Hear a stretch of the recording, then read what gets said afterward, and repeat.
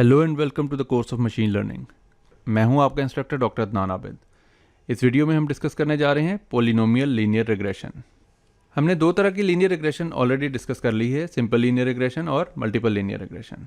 Simple linear regression में एक variable होता है, जबकि मल्टीपल लीनियर रिग्रेशन में बहुत सारे इंडिपेंडेंट वेरिएबल्स होते हैं जो कि मिलकर एक डिपेंडेंट वेरिएबल को डिटरमिन कर रहे होते हैं। पॉलिनोमियल लीनियर रिग्रेशन में भी एक ही वेरिएबल होता है जो कि इंडिपेंडेंट वेरिएबल होता है, लेकिन उस एक वेरिएबल के हम जो पावर है उसको बढ़ाकर x square, x cube, x four इस तरह से बढ़ाकर और अपने अप्रोप्रिएट लाइन को डिटरमिन करने की कोशिश करते हैं। समटाइम्स जो बिहेवियर होता है इंडिपेंडेंट और डिपेंडेंट वेरिएबल का वो इतना सिंपल नहीं होता कि हम उसे एक स्ट्रेट लाइन में ड्रॉ कर सकें। तो इस सूरत में एक्सपोनेंशियल फंक्शंस जो हैं वो हमें उस लाइन को ड्रॉ करने में मदद देते हैं। यहाँ पे आपको एक सिंपल लीनियर रिग्रेशन नज़र आ रही है। विजुअलाइजेशन की मदद से इसी बात को समझते हैं। ये सिंपल लीनियर रिग्रेशन जो है इसमें एक स्ट्रेट लाइन बड़े अच्छे तरीके से इन डाटा पॉइंट्स को कवर कर रही है, लिहाजा यहाँ पे हमें कोई भी एक्सपोनेंशियल या पॉलिनोमियल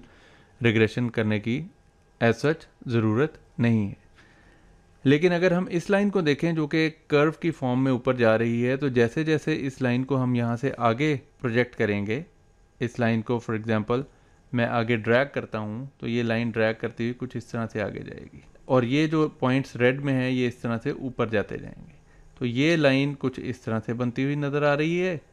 जबकि स्ट्रेट लाइन और इसका जो फासला है वो जैसे जैसे हम स्क्रीन से बाहर जाते जाएंगे वो बढ़ता जाएगा। लिहाजा ये लाइन कोई बड़ी अच्छी रिप्रेजेंटेटिव लाइन हमें नहीं नज़र आ रही। इस काम को बेहतर करने के लिए फिर हम क्या करते हैं, जो इंडिपेंडेंट वेरिएबल है उसके मज़ीद एक्सपोनेंट्स को ऐड कर लेते हैं। So it is B naught plus B one X one plus B two X one square, और ज़रूरत पड़ने पे फिर हम इसकी पावर्स को और ज़्यादा भी कर सकते हैं, X one cube, X one four, X one five and so on up to N. तो ये एन जो है वो डाउन द लाइन हम डिटर्मिन कर सकते हैं कि एम्पिरिकली कि किस जगह पे जाके ये बेहतर परफॉर्म कर रहे हैं। इसी का पाइथन का कोड हम थोड़ी देर में देखेंगे, जिसका मैं क्विक स्निपेट्स की मदद से आपको समझा देता हूँ कि हम बिल्कुल उसी तरह सिंपल लीनियर रिग्रेशन की मदद से आगाज़ करेंगे और उसके बाद फिर हम पॉलिनोमियल रिग्रेशन की बात करेंगे और फिर हम प्लॉटिंग के थ्रू इन डाटा पॉइंट्स को प्लॉट करके देखेंगे और फिर कुछ प्रिडिक्शंस करके देखेंगे जो कि सिंपल लीनियर रिग्रेशन कैसी प्रिडिक्शन कर रही है और पॉलिनोमियल लीनियर रिग्रेशन की प्रिडिक्शंस कैसी हैं, इस बारे में हम